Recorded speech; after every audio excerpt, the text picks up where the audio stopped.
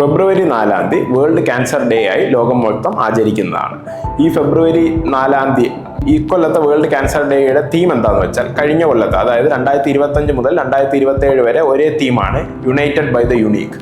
കഴിഞ്ഞ കൊല്ലം നമ്മൾ പല ആൾക്കാരുടെ കഥകൾ കേട്ടു, എങ്ങനെയാണ് അവർ ക്യാൻസറിനെ അതിജീവിച്ചതെന്നും അവർക്കുണ്ടായ ബുദ്ധിമുട്ടുകൾ എന്താണെന്നും കേട്ടു.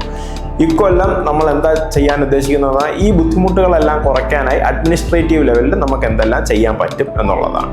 അതാണ് ഈ കൊല്ലത്തിൻ്റെ മോട്ടോ എന്ന് പറയുന്നത്. പക്ഷേ ഈ ക്യാൻസർ ഡേയിൽ എനിക്ക് നിങ്ങളോട് പറയാനുള്ളത്, നമ്മൾ ക്യാൻസർ മാക്സിമം അവോയ്ഡ് ചെയ്യാനായി നമ്മുടെ ആഹാരം നല്ലപോലെ ക്രമീകരിക്കുക, നമ്മൾ നല്ലപോലെ എക്സസൈസ് ചെയ്യുക, ക്യാൻസർ സ്ക്രീനിങ്ങിന് അതിൻ്റേതായ പ്രായമെത്തുമ്പോൾ ക്യാൻസർ സ്ക്രീനിങ്ങിന് വേണ്ടി വിധേയരാകുക.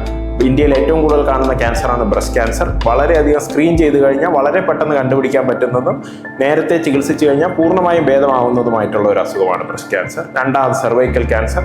നമുക്ക് വളരെ നേരത്തെ സ്ക്രീൻ ചെയ്ത് ക്യാൻസർ ആകുന്നതിന് മുന്നേ കണ്ടുപിടിക്കാൻ പറ്റുന്ന ഒരു അസുഖമാണ് സെർവൈക്കൽ ക്യാൻസർ. അപ്പോൾ ഇങ്ങനെയുള്ള ക്യാൻസർ സ്ക്രീനിങ്ങിന് വിധേയമാകുക, ഇതാണ് എനിക്ക് പറയാനുള്ളത്.